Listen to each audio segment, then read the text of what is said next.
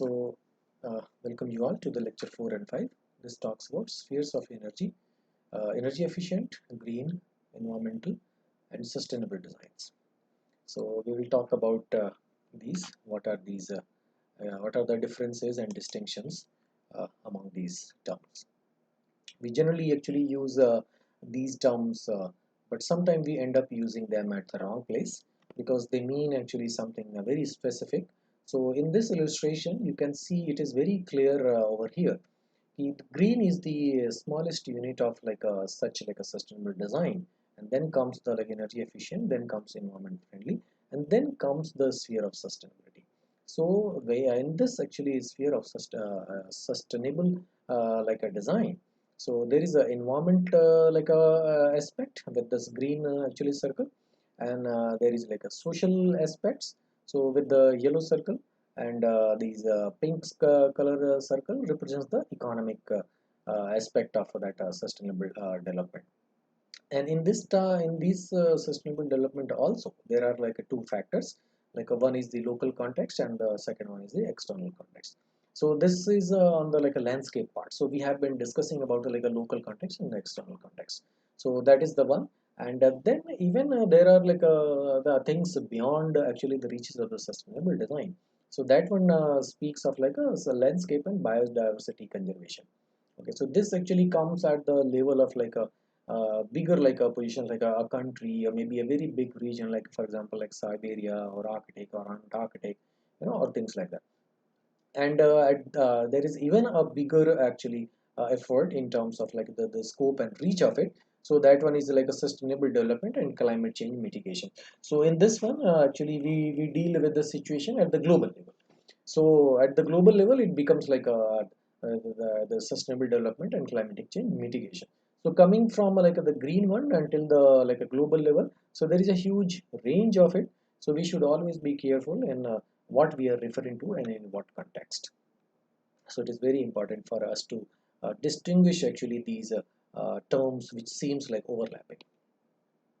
So let's see some like observations by some researchers. So here Alvar and Clement Ekroon, they say they regard as like sustainable intelligent building as a complex system of like a three basic interrelated issues, that is people, product and processes, and the interrelationship between them.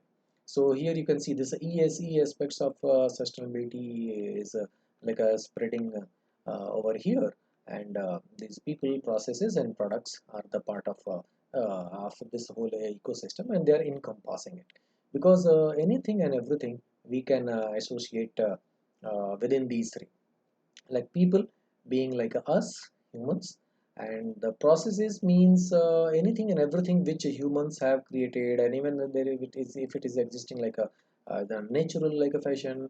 Okay, and the products what we humans are producing as a resultant of our like a growth and development model. So that becomes the part of this products actually category. So between these three, this entire like a ESE aspects can be actually encompassed, and we can establish with the help of their establishing their interrelationship, we can understand the phenomena which is happening at these three levels. So you can see like a people, products, and processes. So between these three, actually, this ESE it lies, and at the overlapping intersection of these three, the factor of like this sustainability actually comes into picture.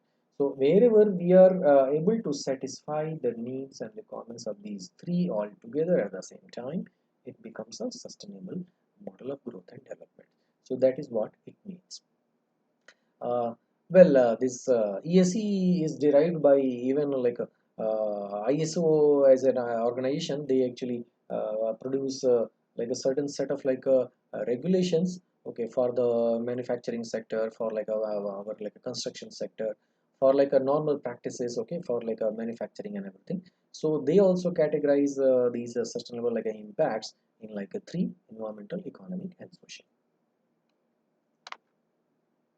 So there is actually a typology, okay, in like a buildings if we particularly see in the like architecture. So there are like energy efficient buildings which talk about being good on the like energy. Okay, and then there is like a environment friendly buildings which talk about more than energy. Well, energy is just one aspect of the whole thing. So in energy, for example, when we consider like other like electrical appliances or the home appliances, so they come with this BEE star ratings. Okay, so from 1 to 5, okay, they are rated on the star rating. So that rating is only for the energy savings. So if that particular product is complying the set norms of like energy saving, then it actually rated for like a 1 to 5 star actually rating, depending upon the actually the slab what the BE actually as an organization they have actually set for. So that actually slab also they keep on improving over the years.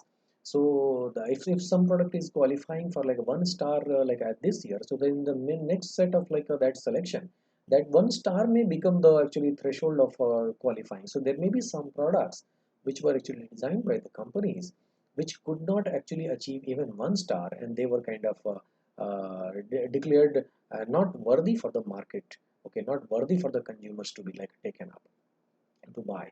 So that is why they were actually not allowed to the like a market, and that's why we see these products whichever like areas like for example HVACs like air conditioners. So they come with these star ratings. Refrigerators, they come with these star ratings. Even computers also come like the US made computers. There is this energy saving star actually you may be seeing while when you start your personal computer. So that actually one screen actually reflects at the beginning of the booting up of the computer.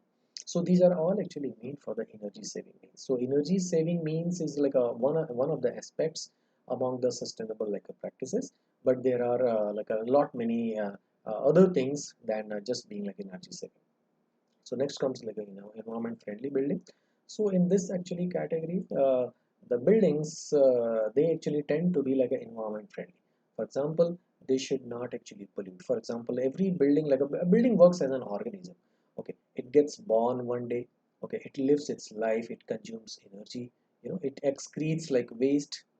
So a building is type of a living organism. Well, it's non-living thing, but it functions like a living organism. Okay, so there will be some waste. So a building as an organism must correspond to its surrounding, and that is what it means with the P, environment friendly buildings. The third one comes like sustainable building. So what are the distinctions from the previous ones to this one? Well, it simply like it caters to the social and economic factors also along with the environmental ones. So the moment we talk like how one building is related with the society, well, there are new challenges which come up before the designer, before the architect and engineer, like how to design a building which is socially also responsible, economically also responsible, and obviously like environmentally also it should be responsible. So now you understand the difference between like energy efficient building, environment friendly building, and sustainable building. So yeah, so here like green actually becomes a subset of the bigger set of like being sustainable. We saw in the like a first illustration over here, like a green is the beginning point. So maybe here you can refresh your understanding again. It starts with the green, then it goes to the energy efficient, then it becomes like environment friendly, then it becomes sustainable, and then the other two actually much broader actually perspectives come into the existence. So here in this slide, okay, it talks about like how we can go about consuming energy. So the first and foremost, the effort should be there to reduce the demand. Okay. So once the demand is like lesser, okay, we can exert actually lesser impact on the globe. Okay. So the reducing the demand should be the actually guiding factor while designing. Okay. So by avoiding actually like a wastage of like energy and materials and resources, okay, we can improve upon like a waste and the other like a wastage of the energy, wastage of the resources, wastage of the material, and all of those things. The second step in this actually progression in this concept actually suggests use sustainable sources of energy instead of finite fossil fuels. Well, of course, we know finite fossil fuels are going to last up to like a one actually fixed time, and by the time they exhaust, they may already have a crucial and a very critical and tremendous like an impact on this planet, because we all know like how much of emissions they actually generate. The third one, even if you still like a need energy and like a, for like a X amount, then produce and use that for fossil energy as efficiently as possible. So you must actually be responsible if you are using fossil fuels, because if you are not able to meet if you are not able to undertake your activities without this, but at least you should do it much more responsibly. So this is the actually concept of like a trias energetica. It talks about it here, like reducing the demand and then sourcing the like a infinite resources of energy instead of like a finite sources of the energy, and then using it efficiently. So these are the actually driving guidelines you can take into this context, which become very relevant. So for like with the effort of like each and every of us, this is going to actually succeed. So for example, any like a one living like a house. Okay, so there are actually different components within a house, as you can see over here. If you take the example of like air conditioners, okay, so they are mainly used for like a heating or like a cooling and ventilation. So that is why they call like a heating and ventilation and air conditioning system. So if you are in a cold country, of course we'll be using it for the heating purpose, and if you are in a hotter country, we'll be using it for the cooling purpose. Okay, so this actually takes the major actually portion of the overall energy what we consume in our like buildings by air conditioning. So we must pay attention to like these HVAC unit to optimize, reduce and depend on the finite source of energy as much as we can do. Next, there are actually considerations like thermal insulations, because we may have studied in our like textbook, while we transmit energy, while we transfer heat from one place to another. Okay, even when we transfer like electricity from one place to another, there is always some percentage of like loss in that.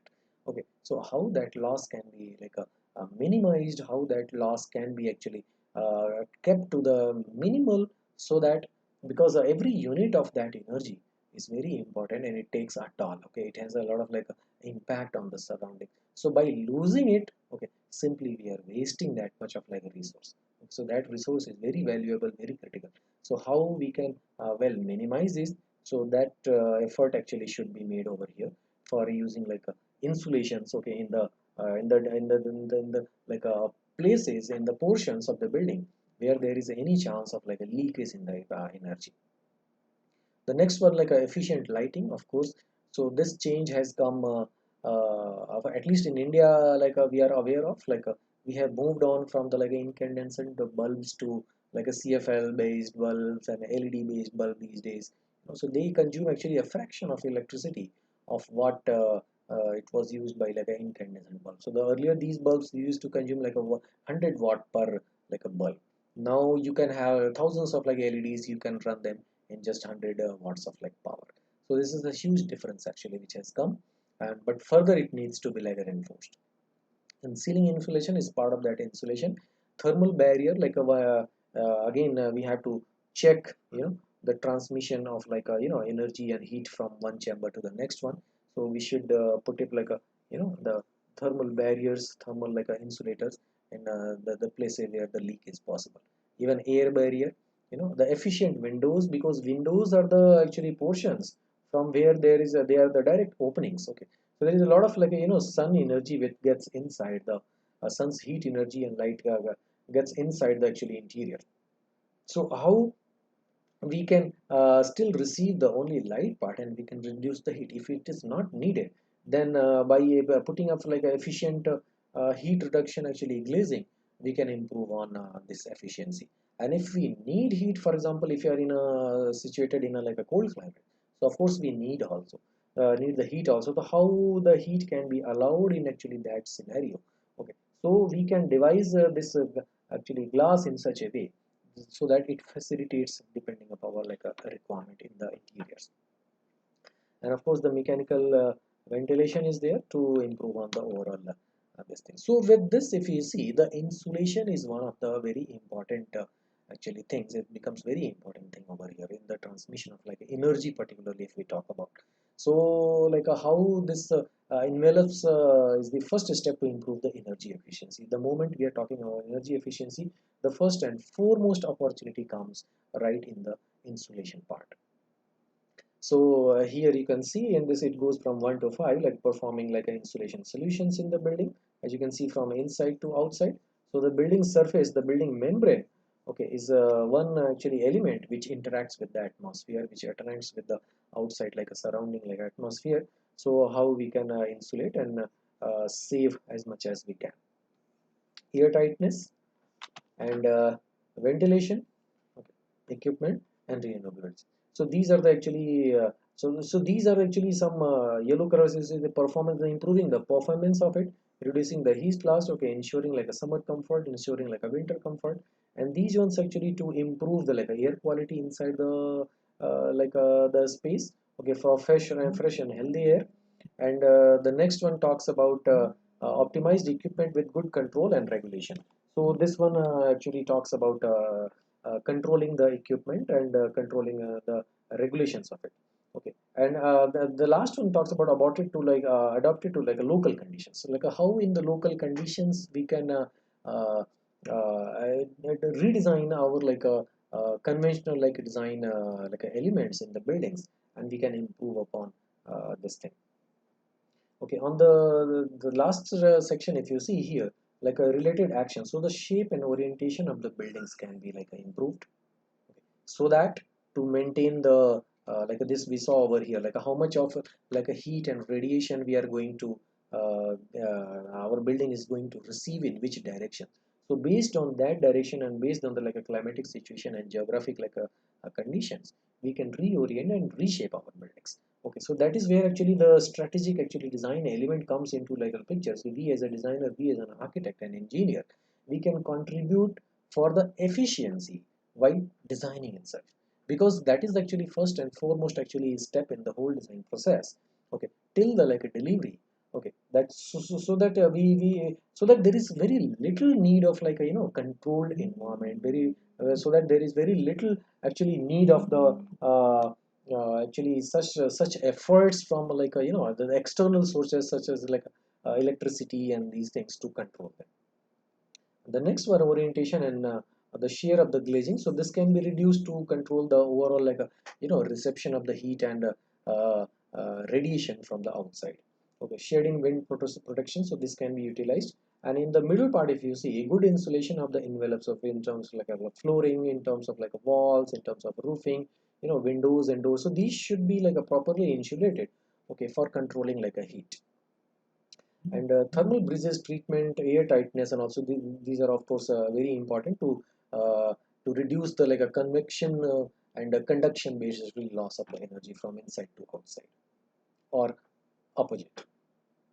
And ventilation and this. So in the renewable energy sector portion, if you see, there are some efforts in the recent decades which are made for like a photovoltaic cells, wind powers, biomass, and all.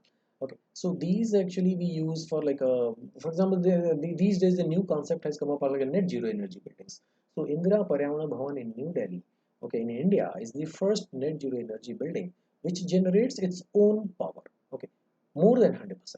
So what it does, it utilizes its the power requirements from the site itself, and it supplies to the grid whatever the excess amount of energy they actually generate.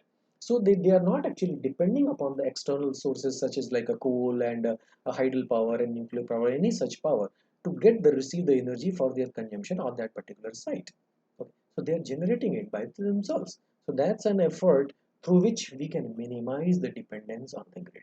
Okay, so once we are dependent, we are not dependent on the grid. Okay, we can generate our own like the power requirements, and even we can supply to the outside. So this is one actually sketch, you may have already seen it, like how with the location of the like a solar like a latitude and longitude, we can optimize on the efficiency of the design by orientation changing, by changing in the form, by changing in the overall volume, the materials which are coming in that particular actually direction, whether do we need like a heating or like a cooling. So depending upon that, we can choose like a facilitating materials, insulator materials, or there's conventional like materials for facilitating that. So let's see like how the form of the building can be used as a, like a strategic input for designing buildings. So if we take this cube as a like a base case, So if cube is this is if this is like a holding like 100% of volume by like 100% of the surface area, okay, if in that case is one case like a base case, base unit case. So depending upon that, if we compare the other geometries, for example, this is a hemisphere one. So this is a hemisphere, okay, a circular base and a hemisphere on top of it. Now this is a cylindrical actually structure over here. So this has like a 96% of this quotient, this has like a 98% of it, and now this actually requires 112%. A pyramidal actually shape with a square base. Okay, and yeah, if we divide this same cube into like a smaller cubes, for example, like 8 cubes over here in a cube. Okay, so this also gives like 100%. The moment we again take out those cubes separately, for example, if we divide this building into like two different floors, like then it increases by 33%. It reaches to 133%.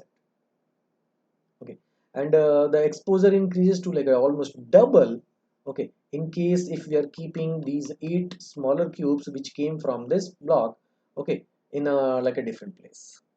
So see how the requirement of actually is just got double. The requirement of the energy just got double. Okay, and in this one, if we keep them in a linear fashion, there's this is like a 142%. So there are actually you can see with this actually illustration over here, depending upon the form, shape, size, and scale of the building, the energy requirement of the building actually changes. So while designing, how we should be responsible, how we should be cautious about taking the decision based on the form and shape of the building is very important, because the energy consumption of the building is going to be there for all of its life on daily basis. So whatever, like for example, the embodied energy is used in the like production of anything, okay, so the operational energy will be very high. Okay, so the rate of consumption should be minimized from the design itself, design stage itself. That is the intention over here. So this actually slide talks about there is a direct relationship between geometrical shape and energy performance of the building. So it becomes very critical for us as a like a designer and architect to take care of this thing. So different results were obtained in this illustration, as you can see, in the energy performance of these masses which had the same volume but made in different forms. So they carry the same volume, but the surfaces actually got increased. Okay. In some cases they decreased, like in the hemisphere, if you see, it decreased by 2%, and in the cylinder also it increased by 2%. In the hemisphere it decreased by like a 4%. Okay, but rest of the others, since the surface area is increasing, so the energy consumption actually got increased tremendously. Okay, in this case actually, if you see, it got increased by like twice. So if there is a building block of just one bigger unit, and if we bifurcate, if we defragment that block into smaller blocks, it's going to exert a lot of like impact, a lot of consumption of the energy is going to increase. So that we should always like actually consider while designing our like buildings. So that is actually intent of this lecture over here, to give you the insight on this part. Let's move on to the next slide. And yeah, so how the location of actually our site, okay, of our building is also very important, that we have to understand with the like how the earth as a the soil as a material is behaves, okay, day and night. How the water body as a bigger mass of like a biggest mass of like a water behaves, okay, in the day and the night, and how the geographical like a features such as like a cliffs and valleys, they behave differently. So based on the actually the sun heat, okay, they actually get heat up. Okay, so the land actually heats up very fast. Okay, the water body heats up little slower. Okay, so the cycle of this, if there is a sun in the daytime, so the temperature on the land will increase very fast, but the temperature in the water will the water will start heating, and it will reach its pinnacle in the night time, not in the daytime. And further again, the coolings, when the cooling starts in the night time, the ocean, the water body will start cooling down, and it will cool till the daytime is there. So there is an overlap. So this actually, this difference in the property of this the heating and cooling actually creates actually the air movement. Okay, and this is one of the actually important reasons why do we have winds on our planet, because we have like a earth as a surface and water as a surface also, and the differential heating in them, it creates the actually low pressure and high pressure actually zones, and those actually are responsible for the wind movements. So we, while designing a building, we must take care of the ventilation. So in which direction the ventilating units, such as like doors and windows and ventilation, should be kept. So for that, actually, this understanding of this air movement, we must have to actually take into consideration. So if we have a house over here on this cliff, okay, so this is very important for us to understand what time of the day we want in, this ventilation, because this actually circle you see from here is moving like a clockwise, and this one is moving like anti-clockwise.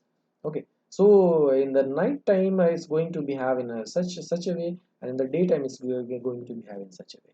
So it's different, and in a valley also you see it's reversed. In the daytime, the actually the hot air is rising from here in the middle, and in the night time the hot air actually is rising from along the surface of this valley. So it's completely like opposite over here in these two scenarios and in these two scenarios over here. So we must have the understanding of the topography, geography, and climate of any place, and the orientation of the like a sun and prevailing like a wind directions for actually planning our building. So this is one of the strategies which we employ at the right at the beginning of our like a building designing at the concept stage and the design guidelines stage only. Yeah, and yeah, topographical effect as I stated earlier. And for actually facilitating actually an efficient flow of like light, heat, and ventilation, we have like a doors and windows. So we have actually a number of like solutions already existing with us, like how we can facilitate. So based on the width and height of these lures, okay, which are coming at the vertical and as a horizontal members, okay, the perforations and these pergolas, we can actually control the intake of light. So then the summer actually sun comes at the top, and in the winter it goes little lateral at the downside. So the penetration of sun becomes like a more in the winters, and it reduces in the summer. Okay, so we can actually use this width of this actually unit over here to control like how much of like a sunlight I want inside the interior of the space. So this can be controlled over here, and of course with the number of like a fins in the like a windows. Okay, and if we want to carry the sunlight till inside the like a interior of our like so deeper inside where there is like a the deeper spaces, so there this kind of like a second anidolic like a ceilings can be used where we carry actually light inside the like a spaces through like a highly like a reflective like a using surfaces. Okay, so these are the actually techniques through which we can uh, make it like a efficient use of like a lighting and heating in the buildings. And here as we see, I think we have seen in the previous slides, so how this material actually behaves, in like a certain like a atmosphere. So how it reacts, how it kind of responds to the surrounding. So if it is like a hotter outside, if it is like a colder outside, so how this material which is like a used over here, okay, in this actually building surface, depending upon the like location of the sun and this thing it will behaves. So that is the actually illustration given over here. So the ventilation and rods can be actually controlled from using like a such like applicable materials. And in internal gains, if you see over here, the gains from the like body heat, because humans as a like a, we also produce like a heat inside the like a spaces, and there is a load from like a lighting also creates some heat load. Okay, appliances, they produce heat, cooking and other like hot water activities and other like activities also like electrical activities, they actually generate. Even like our like computers and TVs, they also generate some amount of heat. Okay, and they contribute in the overall like a heating uh, in the interior actually environment.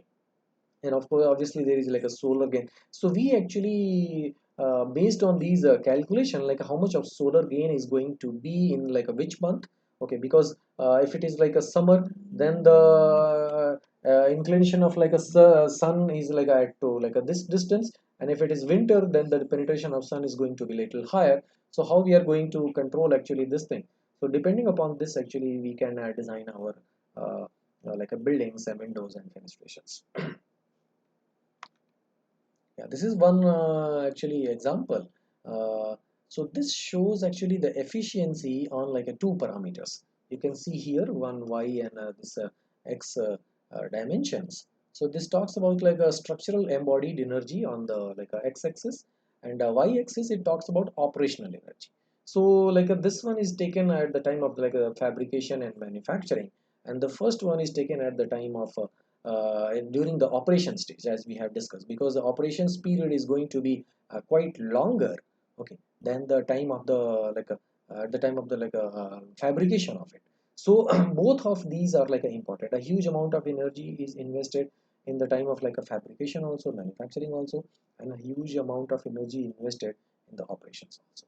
So we must have a balance of this. So these cross sections, these cross points here, as you can see, these are the results actually observed from the different types of like these roofing forms, and the geometry of this roofing. So there are a variety of like a geometric forms given to like this actually design, okay, and a calculation is made, and an optimized actually form is selected with this one, okay, to go ahead for the actually construction of it. And in the graph, if you see, this is here, right here.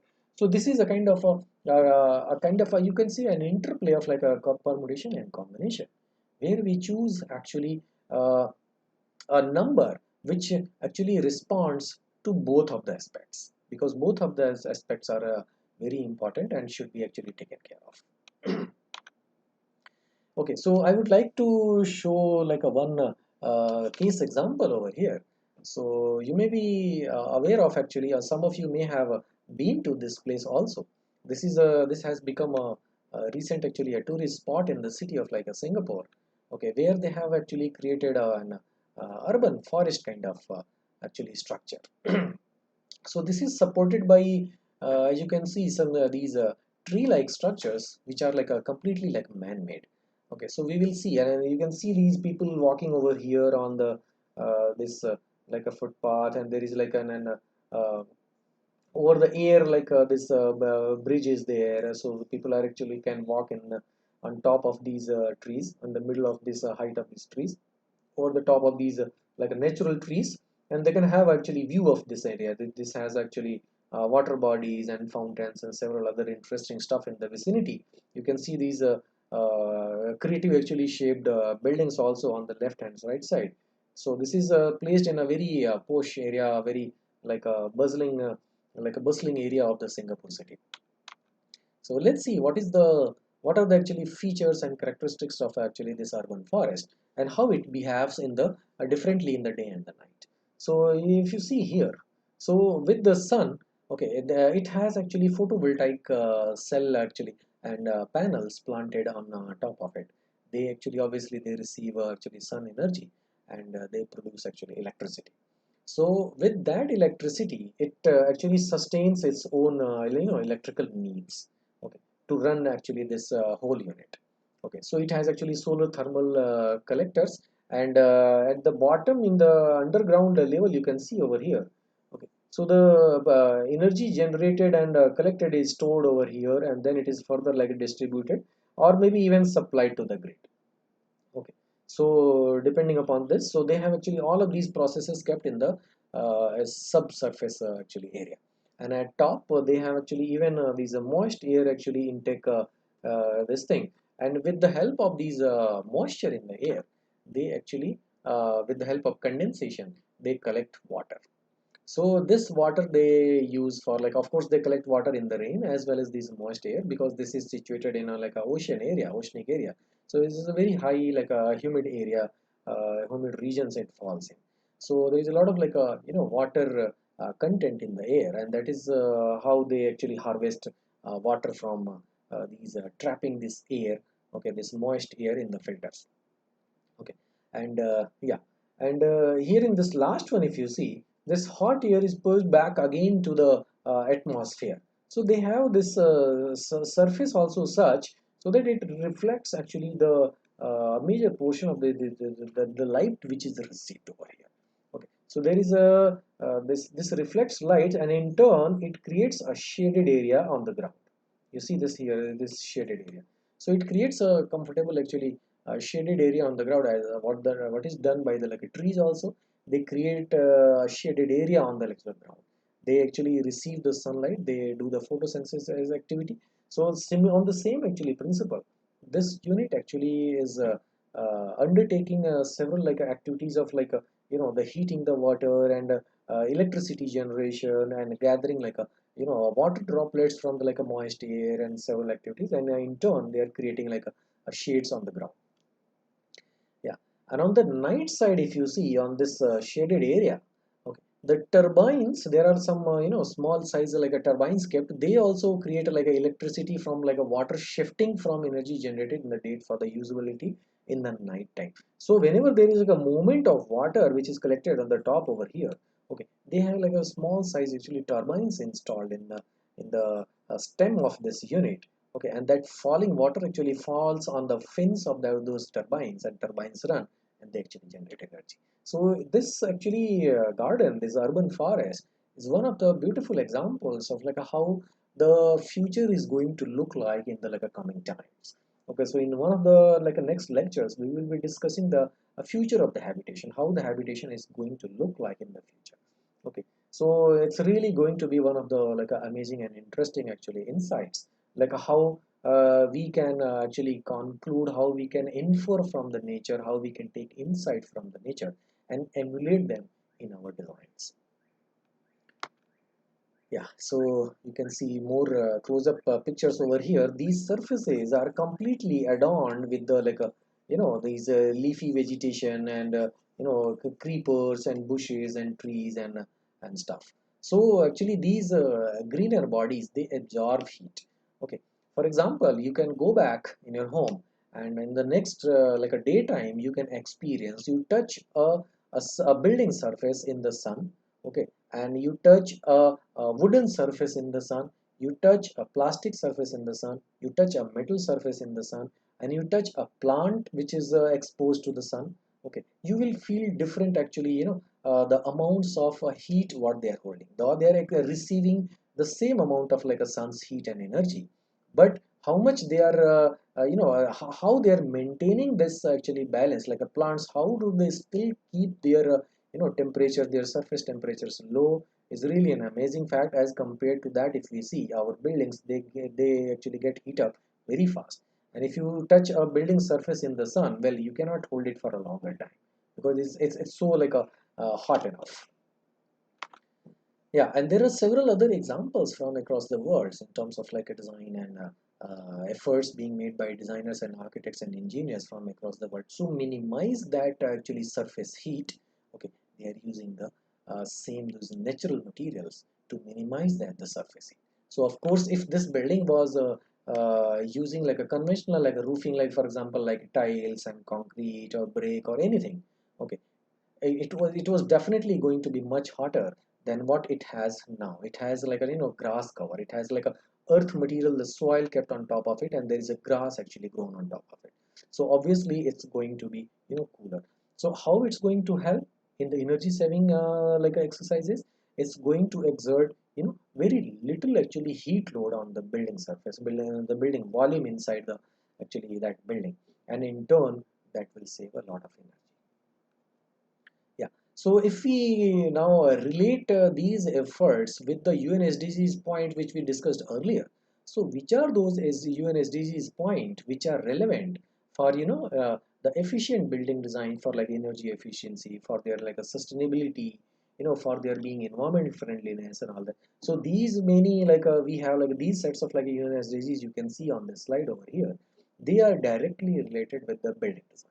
Okay, a sustainable building design which actually takes care of like a certain these many like a UNSDGs directly. So the first one is the number 3, which talks about good health and well-being.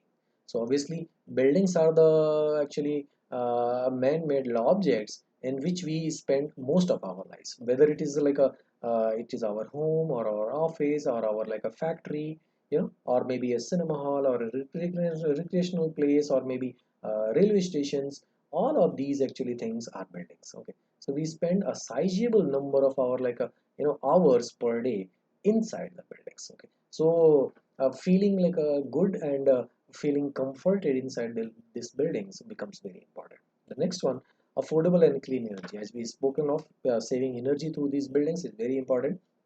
Decent work and economic growth. because these buildings are the actually drivers of economic growth, because in them actually we conduct our like enterprising activities and we produce actually results. Okay, the ninth one, industry and innovation and infrastructure. This is also directly related with the building activities, sustainable cities and communities. So obviously a group of like the such structures and buildings, they form a community, they form actually a social life. For example, a set of like apartments, okay, they actually constitute a society, and those number of like a n number of like society, they form actually maybe a ward or a sector of the city, and then there are n number of like sectors actually collectively they form in turn a city. Okay, so buildings are the actually unit of that bigger block which we call it as a city. And the next one, response, consumption, and production. Of course, buildings consume a lot of energy and material and resources, so we must minimize them. And climate action. So, of course, the buildings are like as we discussed earlier. They are the kind of like organisms which consume energy, which exert actually waste. They live actually. They die one day. Okay, so they actually contribute. A lot to the environment. So, how this climate action can be controlled? So this is, they are actually directly related with there also. And life on the land, of course, most of our buildings are on the land, so they actually impact, they actually create a lot of impact on the land itself. And obviously this can be achieved only with a good cooperation and all, because even for designing and for construction of a building, n number of like experts and people are involved. We need a financer, we need a like a manager, we need an architect, we need a contractor, we need a lot of like a manpower to construct that building, we need a lot of engineers to monitor and design that building for their structure, and have several other like building services, a lot of like n number of people. And of course we need the users who are going to live in them. Of course we need the people who will be maintaining them. Of course we need people who will be going to dispose them off when the building actually comes to the end of its life cycle. So all of these are actually efforts, and of course we need those people who will be supplying services to that city, for example like energy, water, sanitation services and all. So obviously collective actually effort is going to help in any actually scenario. So, well, I don't talk much about this slide, but I'll give you a hint. I'm talking about the city of like Amsterdam over here. Like how Amsterdam has come up to like a in a leading position for the other cities and other countries of the world to like emulate is like a really like a praiseworthy. As we discussed earlier, they actually give a lot of emphasis on the like a pedestrian movement, the cycling, and clean energy resources, the recycling of the waste. They do not try to produce, even a single household actually they try minimizing their like waste generation on the daily basis and all that. So there is a lot of consistent and persistent effort in terms of all of these aspects. Okay, and that is how actually as Amsterdam has come up to this level after like so many years, and it's worth actually praising. So as a like a homework or an assignment, just like a assignment to you, maybe you can go back and search more for like Amsterdam and what are the like a sustainable activities they have promoted over the time. Yeah, and for like any like a green office, these are the UN SDGs who are directly involved, like a good health and well-being and clean energy, infrastructure. And this we have discussed in the previous one, but this is specific to the office constructions. Well, there are some interesting like insights from and examples and case studies from across the world. Well, of course, you may be aware of Griha and LEED, and there are like a CASB, BREEAM. There are many more actually sustainability assessment rating tools from across the world. Okay, which actually try to assess buildings or evaluate buildings or rate them on like a sustainability parameters. So, like there are several actually efforts being made from different agencies to design their buildings, in correspond to the these guidelines. So their actually work starts right from the conception and the idea generation and the design development of the building itself. As you can see over here in this building, you can see these wooden planks, they are arranged in such an interesting fashion. So of course it has become a piece of like an aesthetical value, but at the same time it is serving some other functional purposes also. First of all, it's creating an air buffer. I'm sure you can understand that. So by this crisscrossing, actually, this puzzle kind of like a structure, it's trapping air into it. Okay, and it's a kind of restricting the air movement on the surface of this building. Okay, and air is like a insulator material. So in turn, this is going to restrict the direct falling of the sun on the surface of the building, on the interiors of the building, on the glass surfaces. Okay, at the same time it's going to create at least a buffer, the air temperature buffer between the outside and the inside. Okay, so see like how like smart it is to use such a like a piece of like a work to have some multi-purpose like a functions. So apart from being just an aesthetic, it has some functional value also. And as the lead rating suggests for like this particular project, this is like a Japan house building from like Sao Paulo. So this has actually received lead platinum rating in the this latest year of like 2020. So this is really one of the very good examples. Maybe you can go back and search for more details, more such examples from across the world. So how these buildings can be actually made into a green buildings. So there are several efforts, several actually the corrective measures which can be taken in the different components, different parts of the building. Okay, so you can see in this slide over here, starting from the top. Okay, it has like a windmills, it has like a solar panel, it has like a green like a terrace garden on top of it. Well, terrace garden is an activity, is an like a strategy which reduces the overall like the heat, the heat component of the, because all of these building surfaces or in the concrete and brick and other materials, they generate heat. Okay, they trap heat, and they actually radiate heat in the night time. So overall, in the n number of buildings situated in any given like a city, overall they create a like a phenomenon of like a UHI, urban heat island effect. So collectively they radiate heat in the other times of the day also, and so they become kind of the whole city becomes like a very the heat trapping actually entity. Okay, so compared to the temperature, prevailing temperature in the countryside, the temperature inside the cities will always be higher because of this phenomena. And this actually feature of like creating the terrace gardens on the top of the buildings is certainly going to have the impact on the minimizing actually that heat gain, actually overall heat gain of the city. So that is one of the strategies which we should apply in our designs to minimize the heat energy requirements of the building, as well as reducing the UHI contribution to the whole city. And there are several other like efforts which we can actually make. You can like a rainwater like a collection unit, like rainwater harvesting, because the rainwater is one of the biggest actually sources of like fresh water, potable water. So how well we can transfer it back in the ground. Okay, for the like a groundwater recharge, or maybe you can utilize for like other sources.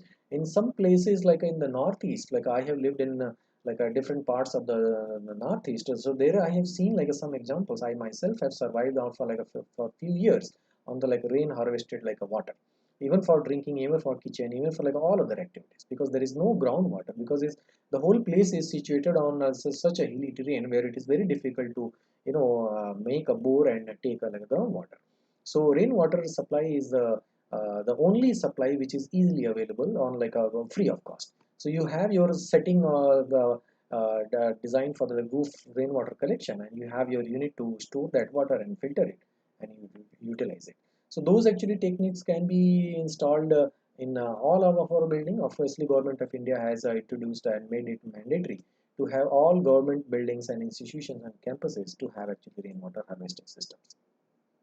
And yeah, and of course thermal insulations, allowing plentiful natural light inside the actually spaces, using actually energy efficient luminaires and other electrical appliances. So you can see there are like efforts being made in even in the interiors, in the energy consumption part, and even like non-toxic like materials and substances, so that there should not be like a VOCs, volatile volatile organic compounds, emissions of the gases and such like a fumes inside the interiors, which will hamper with the overall, the human comfort and well-being. So these many first, there are several more. You can explore more. We'll be talking more of these in the coming slides. So here, if you see, like, there is an interesting relationship of a building with the society and the surrounding, like how a building is related with the like its surrounding. So, for example, like we get the supplies and resources from the like trees and other like natural entities. These bushes and plants. They actually help in creating like a where living a habitable living environment. there is a factor of like a social justice also, like how our society, how the people are empowered, you know how we are sourcing local and healthy food, how we can reduce the indirect emission by not using so much of the resources which are sourced from like a faraway places or different other countries. you know Life cycle assessment of the different objects, and using like a local transportation, and again the energies plus atmosphere relationship. So any building is related with, of course, next to it, like the next infrastructure, and that infrastructure is then directly related with the ecology of that place. So there are some actually exercises which are done for calculating like a life cycle analysis of like a products and buildings. So how much of energy they actually consume, okay, while they were constructed, while they were used, and while when they were actually discarded and disposed. So this analysis we will do more in detail in the coming lectures, but you can look for it in the more details, like how these kind of efforts are being utilized from the design itself. Okay. So some actually this is actually climate analysis map, okay, of Chennai, of the city of Chennai in Tamil Nadu. So here they have actually given this wind wheel analysis, this wind rose actually diagram, and there is a temperature actually map for the entire year. So how much it ranges and what is the actually range, okay, and what is the prevailing wind direction. So based on this, actually these are the guidelines which we follow for designing our buildings. And of course, with the help of recent technological advancements of the softwares and tools, we can have some simulation based results also, how our designs are going to behave in certain circumstances, in certain climates, at the what time of the day, etc., how much of a light intake, heat intake, and water supplies. And accordingly we can modify our designs, we can improve our designs. Okay, so I'll show some actually case studies, some very good examples which are actually commendable for their effort, okay, from different places. So this is an building of IOC, okay, International Olympics, this thing. And yeah, so you see this has a very strange kind of design, but this strangeness is design is devised from the a simulation, because at what time of the year, at what time of the day, okay, how much of sun intake, how much of light intake is needed in which portion of the building, and accordingly the surface of the building, the surface which you are seeing is tapering and waving off like that, okay, is actually designed with that actually calculation in mind. And this is one of the most efficient actually designs in the recent times. You can see actually the picture from other angle. So on the ground floor, if you see, okay, there is a continuity of this grass surface on the ground floor of the this building. So you see these windows and doors are lined up on the side of it. On top of that, there is a grass and actually soil and some seating arrangements are made. So in order to minimize actually that heat gain on the paved hardcore actually paved surfaces and tiles, okay, this was actually this arrangement was made. Okay, so maybe you can look for more details, more such examples from across the world. Okay, like this is an example from like a Norway. So this is a energy positive office. So this is the most sustainable actually such a kind of a building. Okay, which was designed in the recent times. Okay, and well, the statistics you can read over here, but it actually employs like a photovoltaic cells, and it generates its own of course the 100% of power, rather it supplies to the grid also. And they store energy, this electricity power for the using in the other time of the day, year and the months when there is a little water, little actually sun. So this is an amazing actually actually an strategy where we can store energy to use in the some other months also, not just in the other time of the day, but in the other months also. This is a one of the very praiseworthy actually design in the recent times. So this is from this is design is from Mexico. So this is next to situated next to a forest. Okay, so they have actually designed this smart forest city. Okay, so this actually accommodates around 1,30,000 residents in planned covered housing. So this is this portion actually is a part of this whole actually scheme. So this with this scheme actually they have tried to go as close to the nature as possible. So you can see these this terrace gardening, and fins on the surface of the building, and strategic actually, the orientation and form of the building is such that, that it allows actually, the light, heat, and visibility to the outside.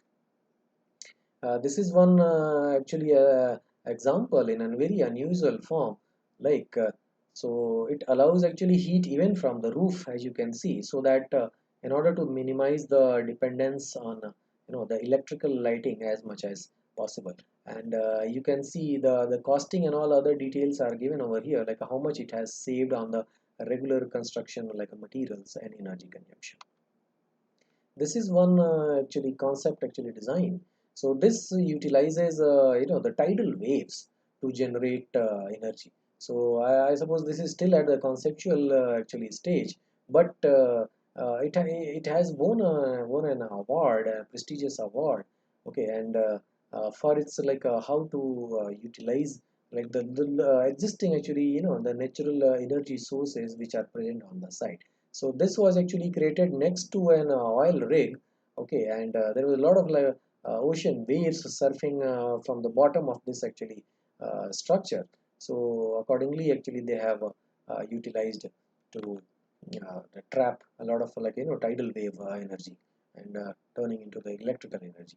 And here in this one, you can see the grass surfaces and vegetation is wrapping around the building.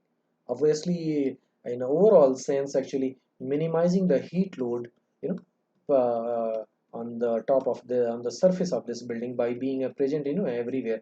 So this is creating a kind of a, the comfortable like air chambers on the surface of this building. So the overall heat actually load on this building has reduced significantly. Yeah. So as we have seen in the previous like slides, so there is always a kind of an effort on like a certain base. So there are if you see like integrated urban planning design and sustainable design principle. So there are four pyramids which are coming to form a bigger like a structure. So you can see these four pyramids over here separately. Okay, so the first one talks about the basics. So the function of the building, function of the design must always be like taken care of, because that building or that design is not actually going to succeed if it is not following its function. So the function, reliability, usability, proficiency, and creativity comes the last at the pinnacle, but it contributes also the most. In the system design principle on the left hand side, you see it starts from there: flexible design principle, universal design principle, inclusive design principle, user experience. So these are all should be part of the overall like a design actually effort. And in the bottom one, you see it starts from the like a Maslow's principle, you may be all aware of, like how it corresponds to this Maslow's principle, Maslow's pyramid also, like physiological needs, safety needs, love needs, self-esteem, and self-actualization. When we think on like a reflecting on our life and the overall life and this thing, productivity. On the right hand side, it starts from the bottom up planning approach, then it goes to community participation, because no design can succeed actually without the participation of its like people. Okay, and the next one, action oriented planning, okay, normative planning, and then advocacy and top down planning approach. So they are like interrelated. So these actually four pyramids are coming into the common confluence of like the three aspects of sustainability. So these three colored circles you see on the top of these four pyramids. Okay, so these four actually pyramids are confluencing into the sustainability. So this is the approach actually given by these field work in 2016. So this is one of the actually insights which I thought of like sharing with you, like how the designs can be part of the bigger the perspective from the life. Okay, and there are well various uh, domains inside these EAC aspects. We will discuss about these in the coming lectures. Okay, and how like environmental aspects are integrated, how in that like a technological aspects are like interrelated, and you can see over here, and in an kind of an integrative like a way, this is connect, they're all connected with each other. And this is how actually the life of a building or the whole design process actually evolves. So from the beginning, you'll see the client briefing standard, then analysis, and then the programming, then the design part, then the development part, the services part, the construction part, and then comes the other like end of the life stages part and all. Yeah, so there are different actually stages is the sequence is given over here of the design process of the sustainability and how it evolves, and some examples like as we discussed in the previously, like how the orientation of the building blocks should be kept and how the simulation and the analysis tools are helping these days. So this is a one actually researcher has actually given this actually figure which talks about like how about the like a winter valuation and how about the summer valuation and what are the values and the different actually places of the site. So they have actually created a grid, and then based on that grid actually they are concluding that this should be the best location for the like a building form. Okay, and in 3D if you see like how the building form can be further bifurcated and defragmented into like a smaller forms. Okay, to facilitate of course this serve the functionality as we saw in those pyramids. Okay, and of course the technicality part of it, energy saving part of it, and satisfying actually all of those parameters which a sustainable building actually serves to. So with this we have come to the end of today's lecture. Thank you.